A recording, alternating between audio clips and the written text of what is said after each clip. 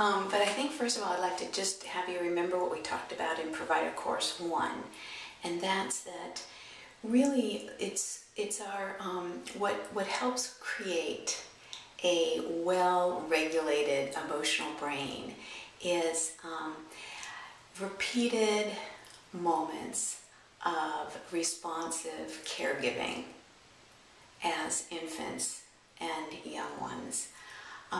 This is with all social mammals. It's those kind of repeated moments of responsive caregiving that downloads the neural circuits that are homeostatic, that help us move our emotional brain back to joy when we become distressed.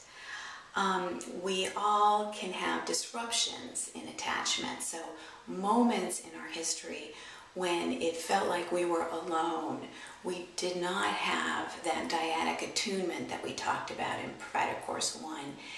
For whatever reason, in that moment, a stress-provoking moment when we've gone down into a stress state 4 or 5, and there was not that adult prefrontal cortex, as Erin was talking about, to help co-regulate our brain, we went kind of careening into that 5 state, and that's when those survival circuits are downloaded or encoded. So those attachment disruptions that are so easy to have, even in the best of all worlds, can create the survival circuits that we're working on rewiring.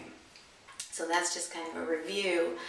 And then just another thing to note is that when we have these kinds of insecure attachment circuits, the non-homeostatic circuits, the allostatic or survival circuits downloaded, it creates kind of it really changes the structure and the function of our brain.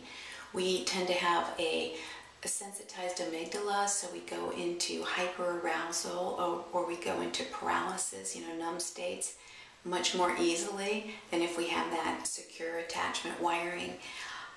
We have propensities for the inflammatory response gets heightened, so we have all the kinds of medical and biomarker propensities, cardiovascular illness, obesity, diabetes, things like that. So much of our not only psychological but also our medical, biological conditions are influenced in our adulthood. And again, that's with all social mammals. So that's why what we're doing is so important for not only our mental health, but for our general health. We're rewiring our brain for a secure attachment, bottom line. And if you read that article that Laurel sent out, I think it was the first or second session of our Provider Course 2 on social influences on neuroplasticity, then you'll know that we know now that we can rewire our brain, and we can rewire our brain for the secure attachment. And it takes that kind of enriched emotional environment, and it takes the repetition of secure moments of secure connection to help rewire that. I'll talk about that a little bit more in a minute. But I think the one thing I wanted to start with is a section that I missed in the first time we got together, and that's looking at how our check-in is part of our tools, one of our important tools, to help participants strengthen what's called internal attunement. So the idea here is that rather than looking outside of ourselves for attunement, whether that be substances, what we used to call external solutions, substances to help attune us, other people, we're looking for internal attunement, and that's that internal attunement that the research is suggesting actually helps do some of this rewiring for secure attachment. So aren't our check-ins perfect for that? We are boosting our oxytocin. Now, oxytocin, we know, is that hormone for social bonding, very key to our attachment circuits. We have to have an active oxytocin system in order to feel the warmth, the connection, the relaxation that it takes to create that kind of secure connection. So when we learn to do our belly breathing, activate that parasympathetic nervous system, when we learn to move into body at one, activating that proprioception, when we decenter, lovingly observing ourselves, All of these things actually have this impact on our brain, where we're learning how to release oxytocin, having that warm feeling. If you know, when you do your check-ins, if you get a warm feeling towards yourself, or if you get a little peaceful feeling in your body, all signs that we're activating, again, those wires of secure connection. Oxytocin, we also GABA. What we know is that our prefrontal cortex helps modulate our fear, our anger, our stress by sending GABA to the amygdala. And when we do something like a check-in, we are actually helping our prefrontal cortex by that lovingly observing ourselves, by bringing up a more nurturing inner voice. We're helping that prefrontal cortex release those GABA molecules to relax our amygdala. Really important training there.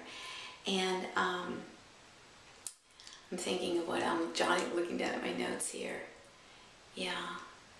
I guess the other thing I wanted to add is that in general, you know, really it's almost everything that we're doing in EBT has helps create those wires of secure connection. And that's, I think, one of the reasons why following the structure and the protocol is so important, because everything, by how we lead our group and how we set up our room, to how the repetition in our languaging, you know, how we lead our check-ins, how we coach people through cycles, our vocal tone, our assignments for the week, community connections, connecting messages, all of these things. I think as we study this more, you'll see how each of these have a direct impact on our wiring of attachment, our attachment circuits.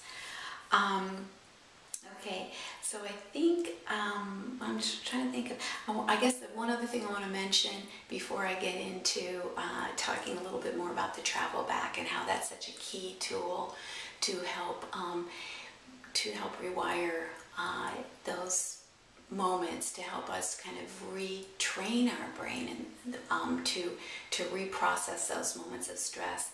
I did want to mention that other things that we do are really key to strengthening those circuits of secure attachment. And it sounds so simple, but the simple practice of joy points. What we're trying to do with something like joy points is increase that left hemisphere bias.